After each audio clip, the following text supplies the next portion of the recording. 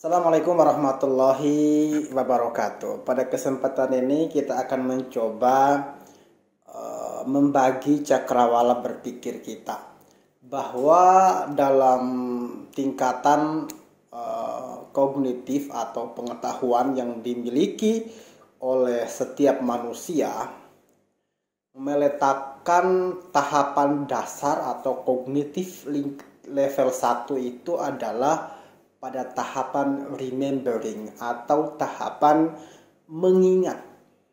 Oke, kemudian disusul berikutnya tahapan understanding atau memahami.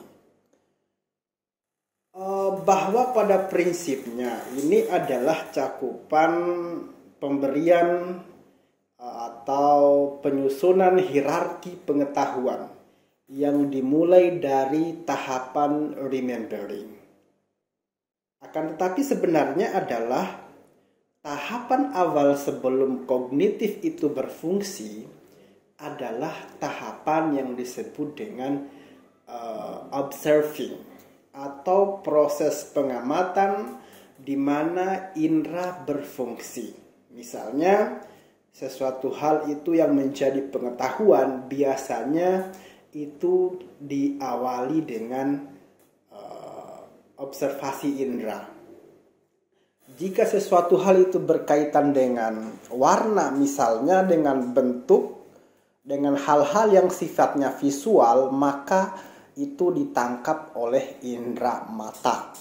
Jika sesuatu hal yang bersifat suara, nada, maka ditangkap oleh telinga. Atau mungkin jika sesuatu hal yang berbau atau misalnya sesuatu hal yang beraroma, maka ditangkap oleh hidung. Sesuatu hal yang lembut, yang kasar itu bisa diinderai oleh kulit dan lain semacamnya. Jadi sebuah pengetahuan itu masuk dalam tahapan level kognitif ketika sudah melalui proses penginderaan.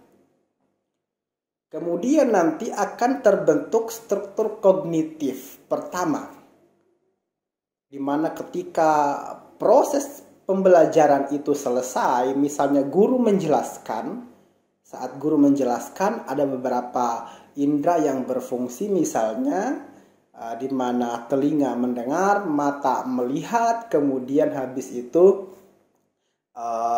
ada sesuatu hal misalnya yang masuk di dalam olah sensorik gitu.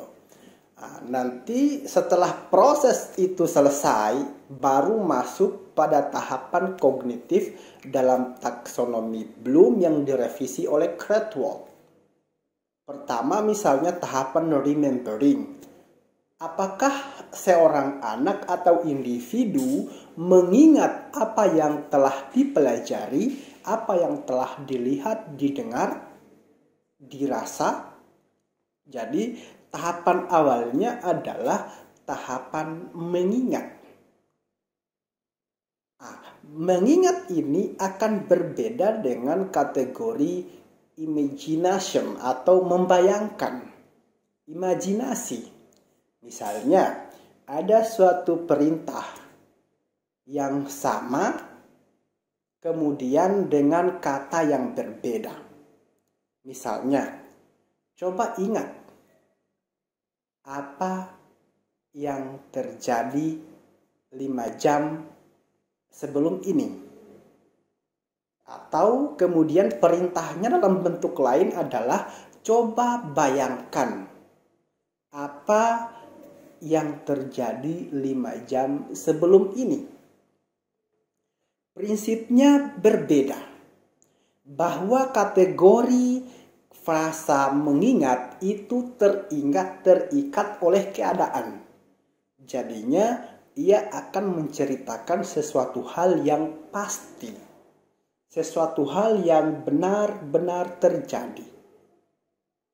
Sementara kategori membayangkan, coba bayangkan, maka dia akan merujuk kepada sesuatu hal kejadian itu, akan tetapi secara perfect, sempurna, ingatan terhadap kejadian itu tidak akan diceritakan seluruhnya. atau bahkan ada yang ditambahi. Karena prinsipnya sekali lagi bahwa prinsip mengingat adalah kembali kepada fakta yang sebenarnya, sedangkan membayangkan adalah kembali pada perspektif mendekati apa yang terjadi.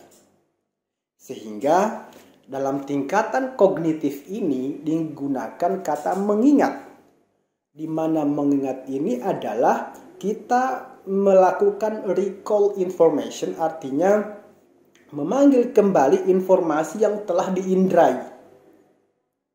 Jika itu berkenaan dengan bentuk, maka pikiran kita akan berpikir untuk mengingat bentuk seperti apa.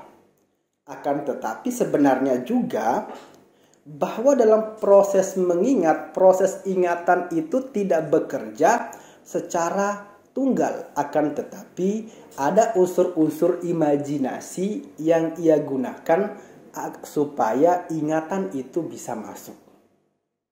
Bila ingatannya misalnya berbasis informasi, maka ia akan merecall kembali sejauh apa yang ia ingat.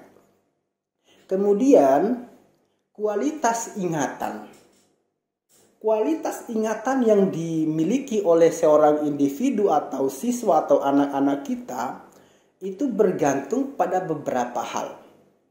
Pertama adalah tentang penting tidaknya informasi itu. Kalau misalnya sesuatu hal, misalnya informasi atau suatu kejadian atau suatu event, ya, yang berkesan, yang berarti, di mana berkesannya itu misalnya karena dianggap itu adalah unik, atau misalnya membutuhkan energi lebih, atau misalnya hal-hal lain yang membuat suatu informasi itu menjadi urgent. Nah, jadi ketika ia masuk dalam kategori unique information atau important information ini, maka aspek kognitif yang ada dalam diri manusia meliputi saraf-saraf otak bekerja lebih optimal. Sehingga otak kita kadang hanya mengingat yang penting-penting saja. Misalnya, jika kita ditanya 4 jam yang lalu, apa saja yang Anda lakukan? Oke, maka Anda hanya akan mengatakan apa yang penting yang pernah Anda lakukan 4 jam yang lalu. Tidak semua sekitar 4 jam yang lalu itu Anda sebutkan. Akan tetapi Anda hanya menyebutkan beberapa hal, tahapan aktivitas yang Anda anggap itu penting. Misalnya pergi ke pasar, atau misalnya olahraga bisa jadi, atau misalnya sembahyang subuh. Anda tidak lagi mengingat misalnya bagaimana cara Anda memakai baju, kemudian Anda tidak mengingat lagi misalnya bagaimana gaya Anda bangun tidur. Jadi otak kita hanya mengingat informasi-informasi yang penting. Kemudian berikutnya, bahwa hal-hal yang sifatnya berbau ingatan itu biasanya akan mudah diingat ketika hal itu adalah diniatkan, direncanakan, kemudian dilaksanakan dan selesai. Biasanya itu akan lebih berkesan. Kemudian setelah tahapan kedua tadi, bahwa indikator kedua adalah diniatkan, berikutnya ketika itu adalah aktivitas atau misalnya sesuatu hal yang bersifat indrawi dan itu punya makna, ya, artinya memberi makna dalam hidup kita, atau mungkin kita merasa itu adalah bagian terpenting. Jadi otak kita itu berfungsi dengan menggunakan tahapan filtering, artinya hanya menyaring informasi-informasi yang penting yang bisa tersimpan di dalam otak. Jadi sehingga dalam kategori kognitif, tahapan level kognitif pertama yaitu mengingat dijadikan sebagai dasar. Kalau misalnya diingatan tidak bisa berfungsi dengan baik, maka tahapan keduanya, tahapan memahami, sulit untuk dilakukan.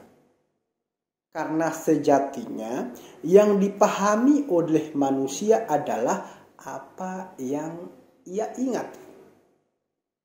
Jadi konten pemahaman ya, hal-hal atau objek yang dipahami itu sumbernya dari informasi yang diingat. Kalau informasi yang tidak tersimpan dalam memori, maka sulit untuk dipahami.